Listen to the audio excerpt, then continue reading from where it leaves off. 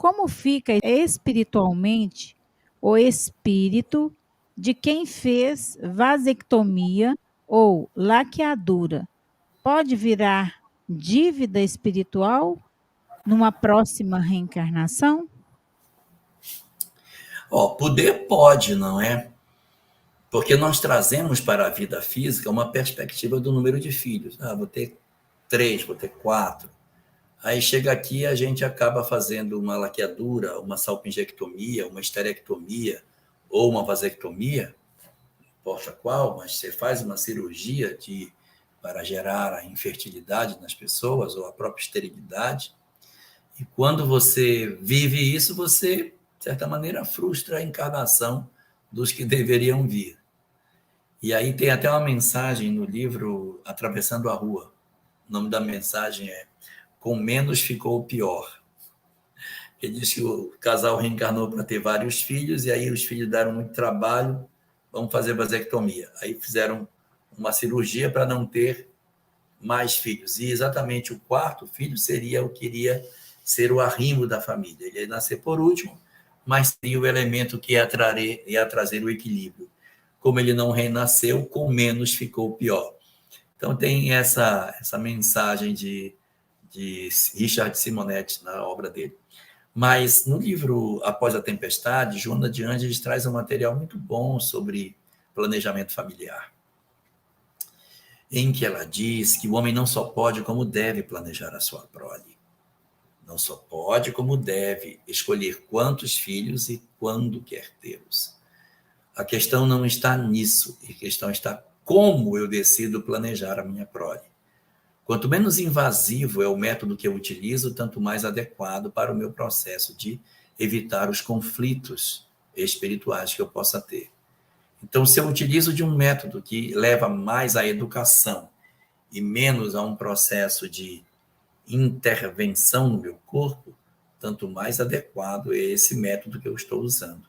Quanto menos ele me violenta, quanto menos ele me invade, mais adequado é do ponto de vista da lei divina.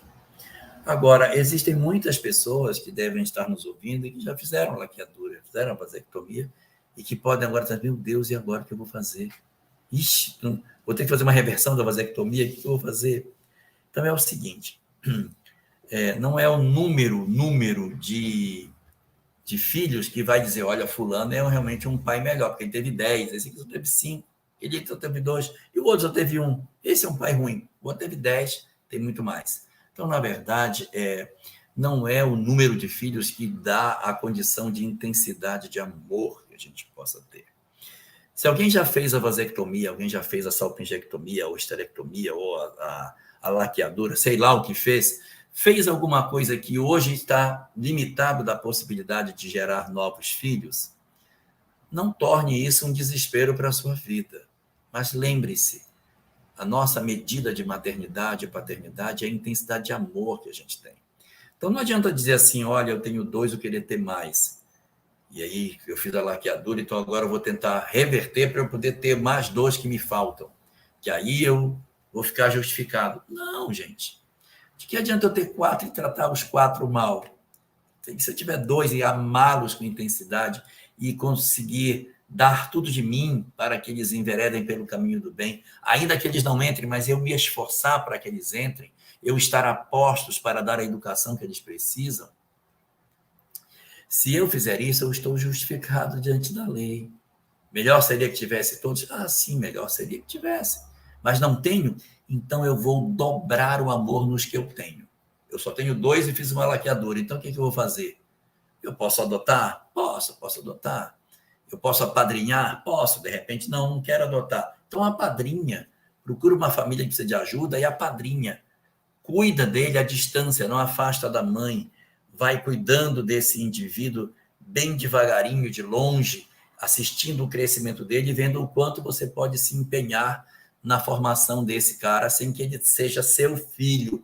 Não pegue quem tem mãe e diga assim, ela é pobre, então eu sou rico, então eu tenho mais direito que ela de ter filho. Vou arrancar da mãe, extrair de lá para botar dentro do meu lar. Não faça isso, não dá certo.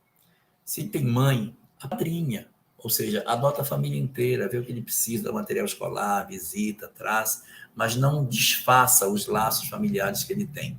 Então, você pode, sim, fazer um trabalho de apadrinhamento, pode fazer uma adoção, pode fazer. Ou pode não fazer adoção, não fazer o apadrinhamento e amar mais os filhos que você já tem. Então, se eu já fiz a cirurgia, ama mais os que chegaram, entrega mais, não é derramar presentes e coisas materiais, mas é dar mais amor, que às vezes significa dizer não, que às vezes significa não oferecer um sim toda vez, mas olhar para o filho como um ser espiritual que te foi conferido a responsabilidade, não perder a dimensão espiritual dos nossos filhos. Há uma obra que nos fala muito disso. Nossos filhos são espíritos.